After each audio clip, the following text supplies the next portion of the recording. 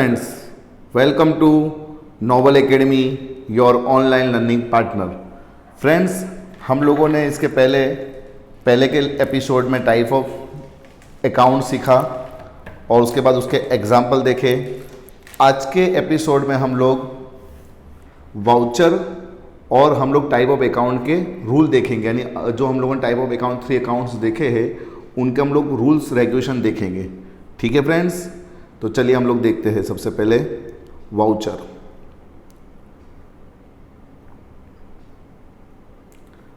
अब वाउचर क्या है? The pillar of accounting is voucher. First step to write account is voucher. अगर voucher नहीं हो ना तो हम लोग अकाउंटिंग ही नहीं कर सकते, क्योंकि हम लोग जितना भी अकाउंट नोट डाउन करते हैं, अकाउंटिंग करते हैं, वो सारा का सारा वाउचर पे से करते हैं। अब आपके माइंड में क्वेश्चन उठेगा कि सर वाउचर क्या है? तो मैं आपको चैप्टर नंबर 1 में भी समझाया था वाउचर क्या है, और मैं अभी आपको बताता हूँ वाउचर क्या है। Voucher is a written document of business transaction.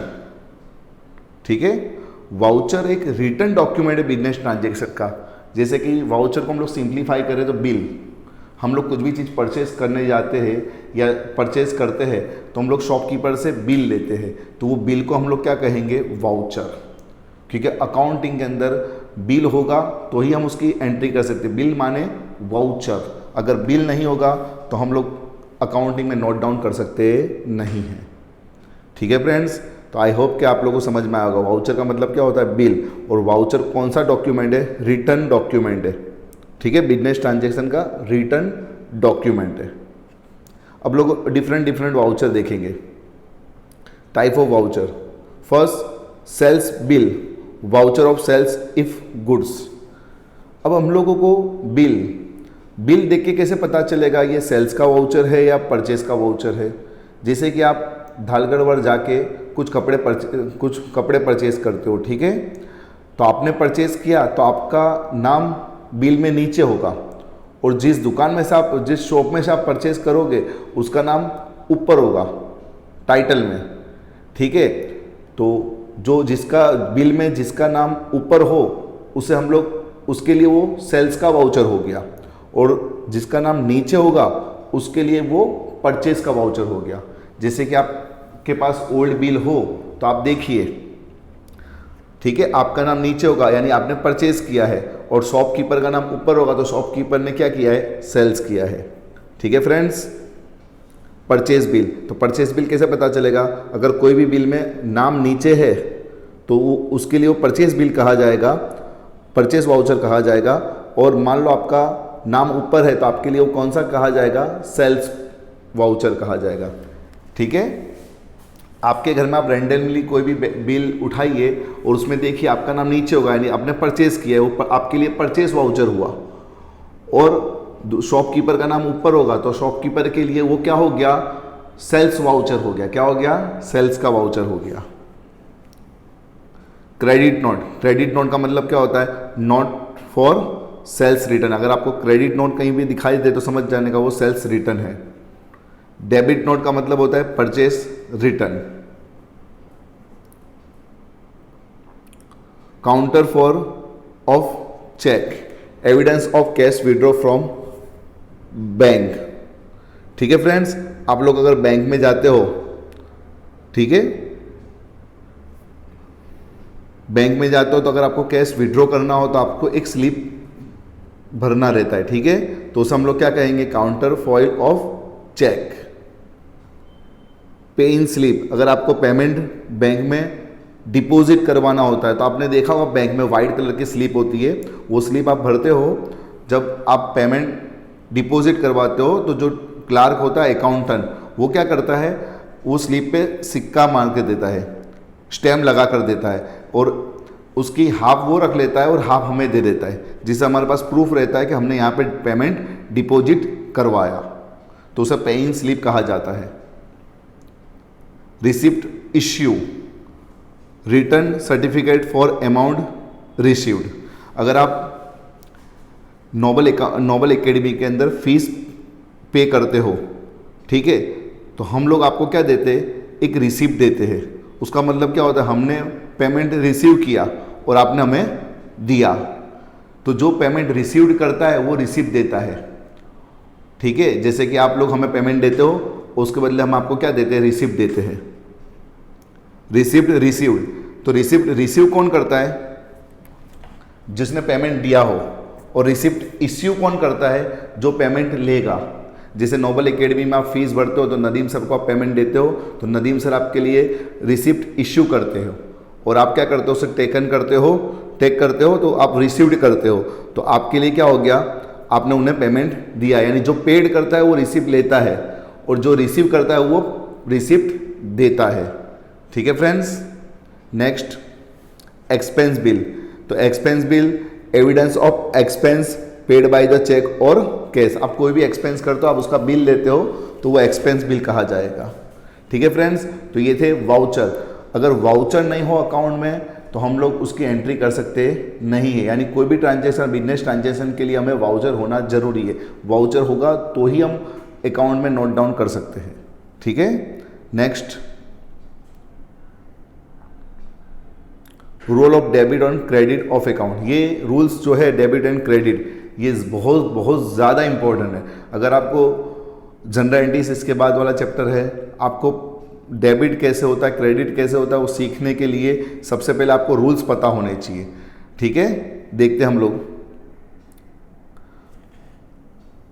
While a giving two fold effect, it's a method to give two or more then to account. जब भी कोई ट्रांजेक्शन होगा उसकी टू इफेक्ट होगी और अकाउंट भी कितने होंगे, टू होंगे। Transaction of business is also made between two parties. कोई भी ट्रांजेक्शन टू पार्टीज के ही बीच में होते हैं। हम लोग डबल एंट्री सीख रहे हैं। डबल एंट्री में कोई भी ट्रांजेक्शन होगा उसमें दो अकाउंट होंगे, दो से ज़्यादा, और इफेक्ट कितनी होगी, दो। फर्स्ट पर्सनल अकाउंट है।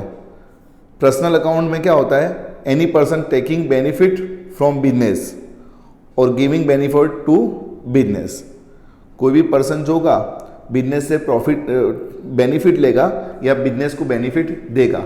जब भी पर्सन का अकाउंट होगा तो हम लोग को इस तरह सोचना है कि वो पर्सन ने यहाँ अपने फर्म से, अपने बिजनेस से प्रॉफिट लिया है या दिया है। ठीक है। Second, real account. तो रियल अकाउंट में हम लोग क्या देखेंगे, गुड्स और असेट्स इंक्रीज हुए, increase receipt in goods and assets. हमारे बिजनेस में गुड्स और असेट्स इंक्रीज हुई है या हमारे बिजनेस में गुड्स असेट्स और डिक्रीज हुई है। यानी रियल अकाउंट का सिंपल सा रूल याद रखना। हम लोग जब रियल अकाउंट हो तो हमारे क्या सोचना है कि हमारे बिजनेस में गुड्स और असेट्स इंक्रीज हुई है या गुड्स और असेट्स डिक्रीज हुई है। ठीक है friends. Third, nominal account.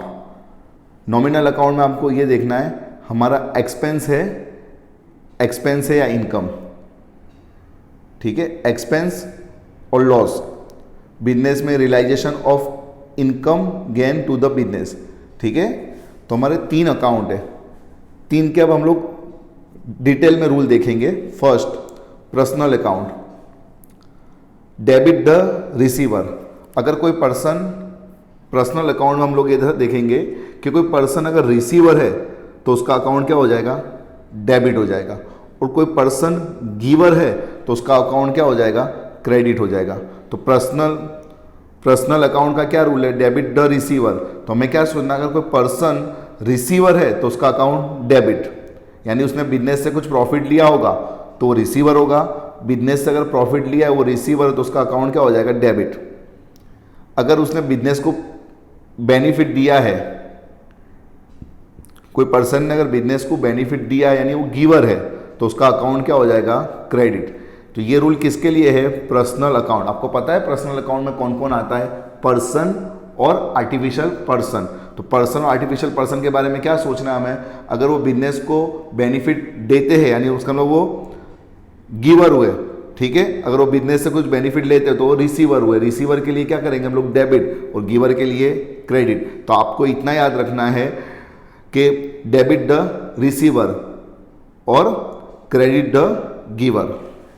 Real account में देखते हैं हम लोग debit what comes in, credit what goes out. तो इसके लिए मैं सिंपल आपको रूल बताऊं, अगर बिजनेस में गुड्स और असेट्स कम्स, बिजनेस में गुड्स और असेट्स कम्स, तो हम लोग क्या कर देंगे डेबिट, और बिजनेस में से गुड्स और असेट्स गोज, तो हम लोग क्या कर देंगे credit. Comes in debit, goes in credit.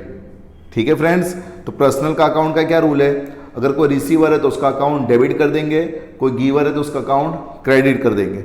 Real account का क्या रूल है, गुड्स और असेट्स अगर बिजनेस में कम, बिजनेस में आते हैं तो हम लोग क्या कर देंगे डेबिट, गुड्स और असेट्स गोज, तो हम लोग क्या कर देंगे क्रेडिट।